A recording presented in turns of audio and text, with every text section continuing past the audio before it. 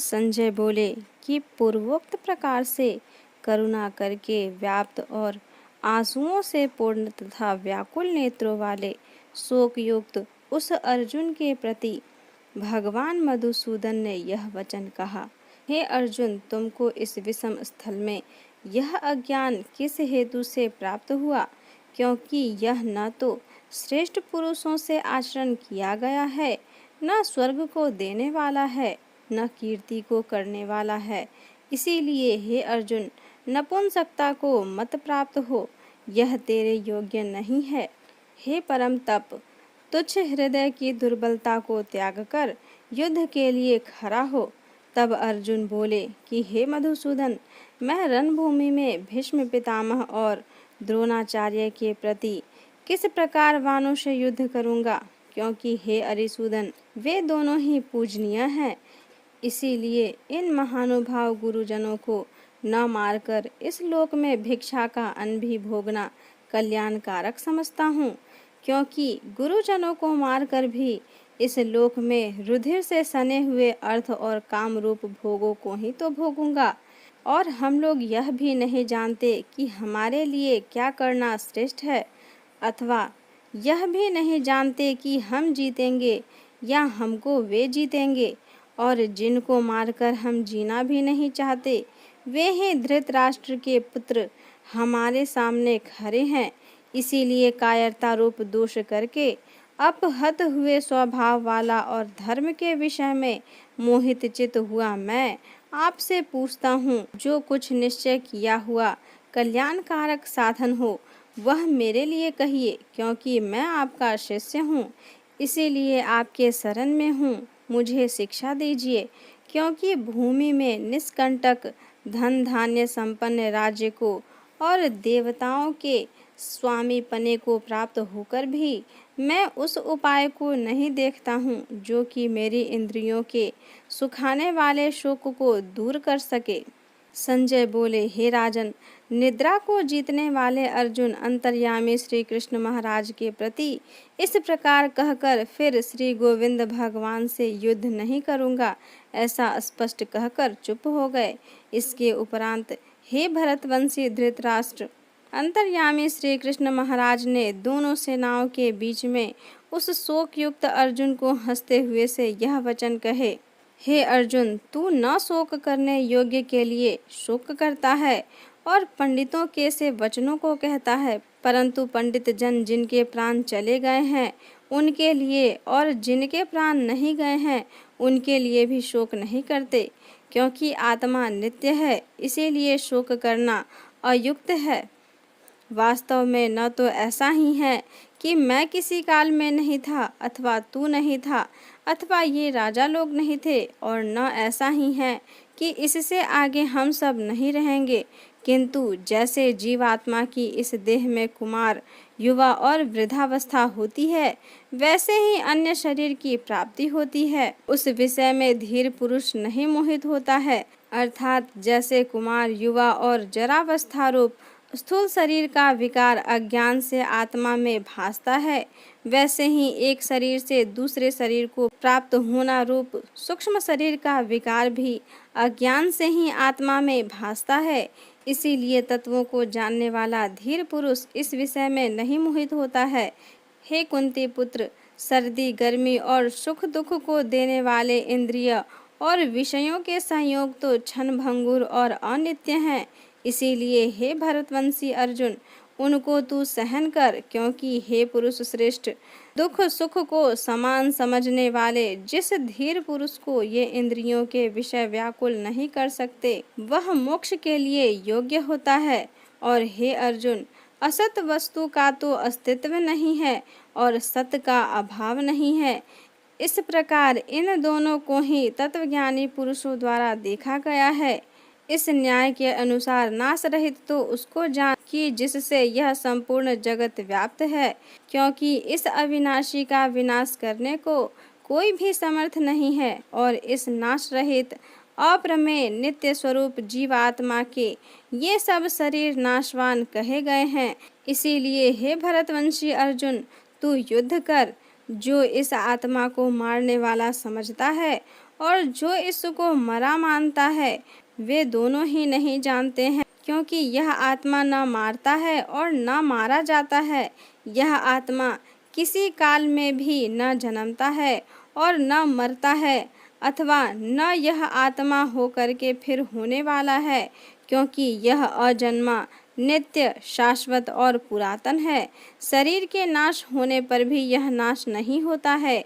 हे पृथापुत्र अर्जुन, जो पुरुष इस आत्मा को नाश रहित, नित्य, अजन्मा और अव्यय जानता है, वह पुरुष कैसे किसको मरवाता है और कैसे किसको मारता है। और यदि तू कहे कि मैं तो शरीर के वियोग का शोक करता हूँ, तो यह भी उचित नहीं है, क्योंकि जैसे मनुष्य पुराने वस्त्रों को त्याग कर दूसरे नए वस्त्रों को ग्रहण करता है, वैसे ही जीव आत्मा पुराने शरीर को त्याग कर दूसरे नए शरीर को प्राप्त होता है। हे अर्जुन, इस आत्मा को शस्त्र आदि नहीं काट सकते और न इसको आग ही जला सकती है और इसको जल गीला नहीं कर सकते और न ही वायु सुखा सकता है, क्योंकि यह आत्मा अछेद्य है। यह आत्मा अदाह्य, अल्केघ्य और अशोष्य है तथा यह आत्मा निसंदेह, नित्य, सर्वव्यापक, अचल, स्थिर रहने वाला और सनातन है। यह आत्मा अव्यक्त अर्थात इंद्रियों का अविषय और यह आत्मा अचिंत्य अर्थात मन का अविषय और यह आत्मा विकार रहित अर्थात न बदलने वाला कहा गया है। इससे हे अर्जुन, इस आत्मा को ऐसा जानकर तू शोक करने योग्य नहीं है, अर्थात तुझे शोक करना उचित नहीं है।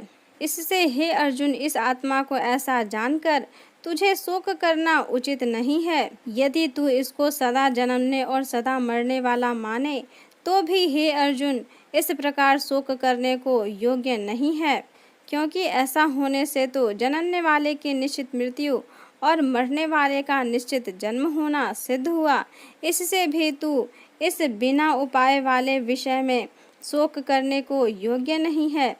यह भीष्म आदिकों के शरीर मायामय होने से अनित्य है, इससे शरीर के लिए भी शोक करना उचित नहीं, क्योंकि हे अर्जुन, संपूर्ण प्राणी जन्म से पहले बिना शरीर वाले और मरने के बाद भी बिना शरीर वाले ही हैं, केवल बीच में ही शरीर वाले प्रतीत होते हैं।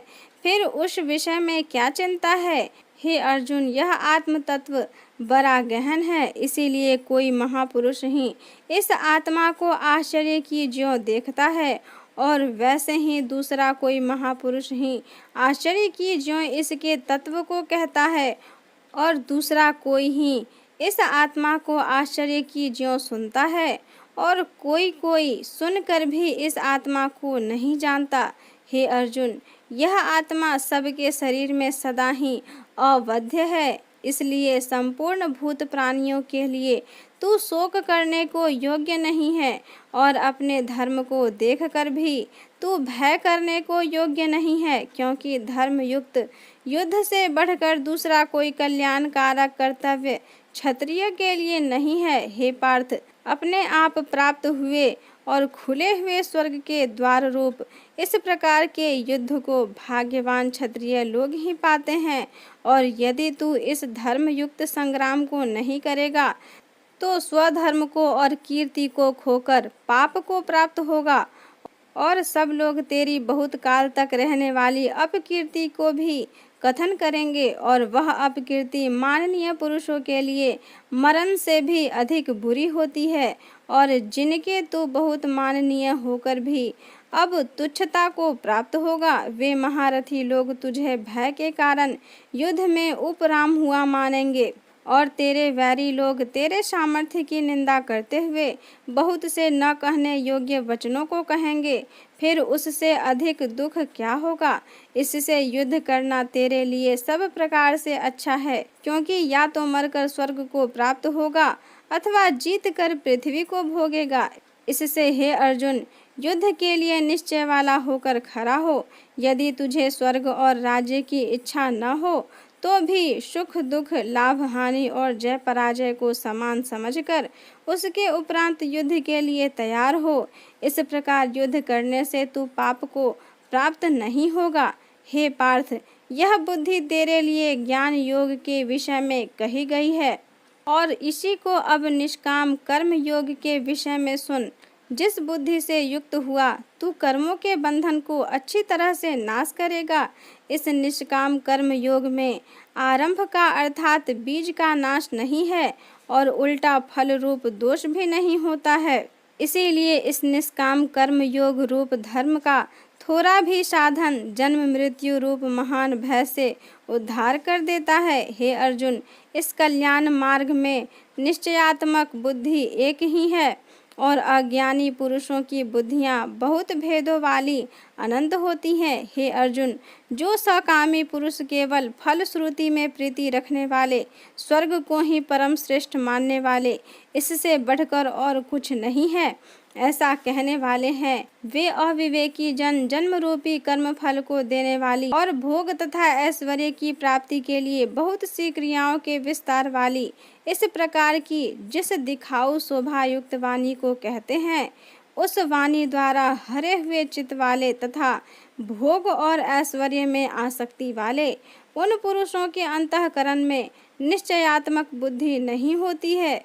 हे अर्जुन, सब वेद तीन गुणों के कार्य रूप संसार को विषय करने वाले अर्थात प्रकाश करने वाले हैं।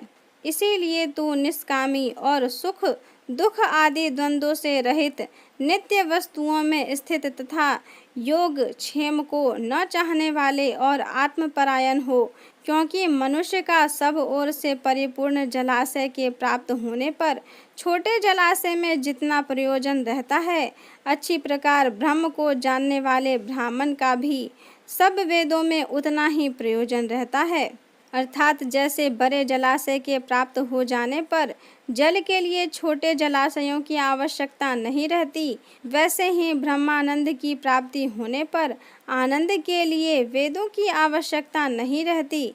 इससे तेरा कर्म करने मात्र से ही अधिकार होए, फल में कभी नहीं, और तू कर्मों के फल की वासना वाला भी मत हो तथा तेरी कर्म न करने में भी प्रीति न हो। हे धनंजय, आसक्ति को त्याग कर तथा सिद्धि और असिद्धि में समान बुद्धि वाला होकर योग में स्थित हुआ कर्म को कर। यह समत्व भाव ही योग नाम से कहा गया है। इस समत्व रूप बुद्धि योग से सकाम कर्म अत्यंत तुच्छ है। इसीलिए हे धनंजय, समत्व बुद्धि योग का आश्रय ग्रहण कर, क्योंकि फल की वासना वाले अत्यंत दीन है। समत्व बुद्धि युक्त पुरुष पुण्य पाप दोनों को इस लोक में ही त्याग देता है, अर्थात उससे लिपायमान नहीं होता। इससे समत्व बुद्धि योग के लिए ही चेष्टा कर। यह समत्व बुद्धि रूप योग ही कर्मों में चतुरता है, अर्थात कर्म बंधन से छूटने का उपाय है, क्योंकि बुद्धि योग युक्ति ज्ञानी जन कर्मों से उत्पन्न होने वाले फल को त्याग कर जन्म रूप बंधन से छूटे हुए निर्दोष अर्थात अमृतमय परम पद को प्राप्त होते हैं। हे अर्जुन, जिस काल में तेरी बुद्धि मोह रूप दलदल को बिल्कुल तर जाएगी, तब तू सुनने योग्य और सुने हुए के वैराग्य को प्राप्त होगा।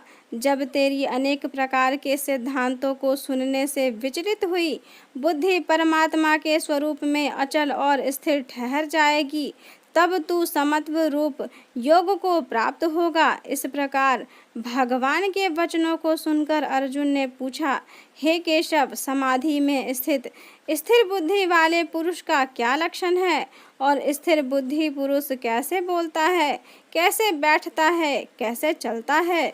उसके उपरांत श्री कृष्ण महाराज बोले, हे अर्जुन, जिस काल में यह पुरुष मन में स्थित संपूर्ण कामनाओं को त्याग देता है, उस काल में आत्मा से ही आत्मा में संतुष्ट हुआ स्थिर बुद्धि वाला कहा जाता है, तथा दुखों की प्राप्ति में जिसका मन उद्वेग रहित है और सुखों की प्राप्ति में जिसकी स्पृहा दूर हो गई है तथा जिसके राग भय और क्रोध नष्ट हो गए हैं, ऐसा मुनि स्थिर बुद्धि कहा गया है।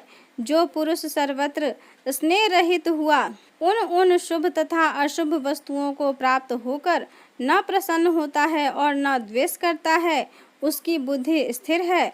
और कछुआ अपने अंगों को जैसे समेट लेता है, वैसे ही यह पुरुष जब सब ओर से अपनी इंद्रियों के विषयों से समेट लेता है, तब उसकी बुद्धि स्थिर होती है।